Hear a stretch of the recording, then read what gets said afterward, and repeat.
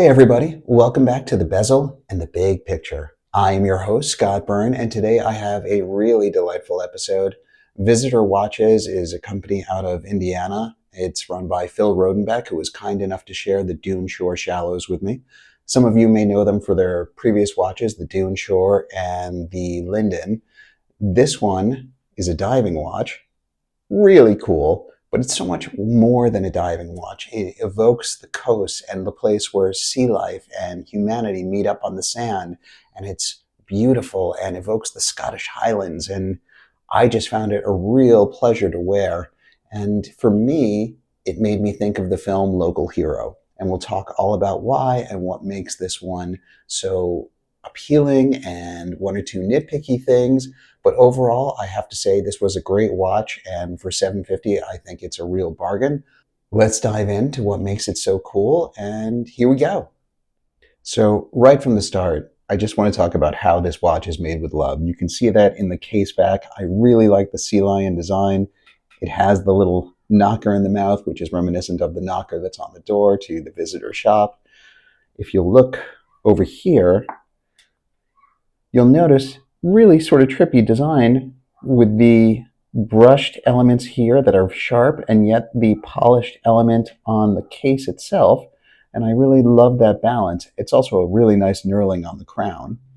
The movement on this is a Miyota 9039 and the water resistance is 200 meters. It is a great watch for diving, but more than that, it is a watch that truly evokes the sea and it makes you feel like being a part of it and connected to the ocean. And I think that is one of the elements that truly make this particular model stand out. Again, talking about love, there are so many different things of meticulous design that went into this. I'm going to start with the crosshairs on the seal teal dial. It's a really lovely color. The crosshairs draw your attention into the center, while the hands are like nothing I've seen before. If you'll notice, they're like the nibs on a fountain pen, and I think that element is something totally unique. I haven't seen it before with other brands. It's a sandwich dial, so if you notice, the minute markers underneath all have little perforations. So what's underneath them, when I show you the glow-in-the-dark portion, is really cool. And it has a wet ink sort of vibe on the indices going around. And I just really like the style. But what stands out to me most about this particular one is the actual bezel. You got to talk about the bezel on the Bezel and the Big Picture. And this one is great. It feels so nice on the turn. It's 120 clicks unidirectional, and it has a great style. I also like the glow-in-the-dark C3 Superluminova that exists here and around over here. It looks fantastic in the dark.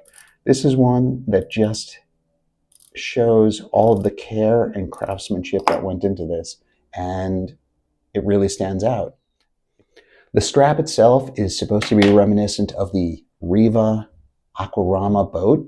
I don't necessarily, or didn't necessarily know this boat before I started this review, but it is a very cool boat, as you can see. And I really like the buckle. It's quite oversized, and it's a pretty meaty watch too, as you can see from all dimensions. But it wore really comfortably on my 6 3/4 inch wrist. So do not be intimidated by the size of it. And again, just really lovely all around. We've talked about the domed bezel on it, which is really lovely and beautifully designed, but I also really like the anti-reflective sapphire crystal on it, which looks great from every angle. No problem seeing it on any side. And overall, again, just really thoughtfully designed and really meticulously crafted. Let's put it back to its starting position. Perfect. Hey everybody, welcome back. So as I've said, there is a lot that I love about this watch. I really enjoy how it is reminiscent of the tides and the sand and the way the coast feels and the wind and the sun hitting your face all at once. And it really does inspire these sorts of thoughts. And I think that is awesome. my two little nitpicky things, and they may not be issues for most of you.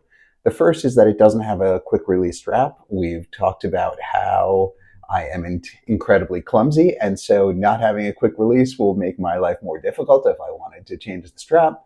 And the second thing, less nitpicky, more specific to me. And again, it will not be necessarily the case for many of you, but as you can see from the hands that are this fountain pen nib type shape, I have terrible handwriting. So I really admire fountain pens, but the fact that I can't write well with them is very frustrating to me. And so the idea that these are reminding me each time I look at them of fountain pens is like a little dig, a little dig. Most people will not have that.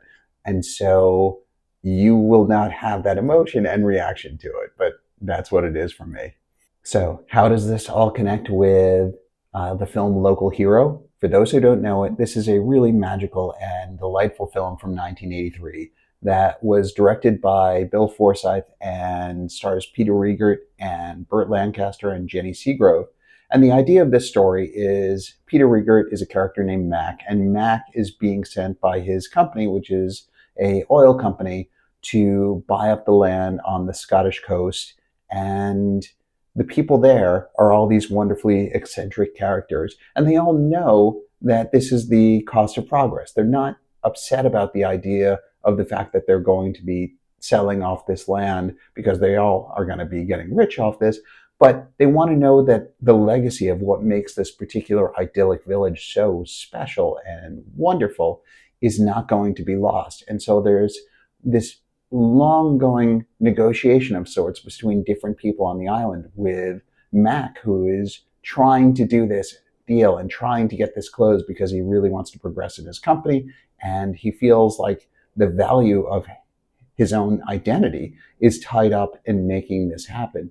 But over the course of the story, he discovers love and he discovers the value of human connection and the beauty of the Scottish Highlands at night, and how wonderful it is to look up at the stars at this place. What a magical setting it is. And the story is really one that's about finding your place in community, finding your place in time, embracing the now. And there is one wonderful sequence I know some of you won't see the film, so I'll just share this portion, where of course it has a hermit character who lives on the beach. And the hermit character is willing to sell his land, but he grabs a handful of sand and says, I want $1 for every grain of sand that I'm holding. And Peter Riegert thinks this is the most absurd way to negotiate in the world.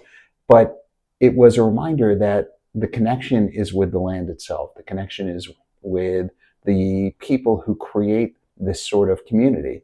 And it's not about the money itself. It's about what is it going to create in the long run. And that's what I found so special and wonderful. And the performances are so great in this film. It is well worth seeing. I hope you check out the Visitor Duneshore Shallows. It's a terrific watch.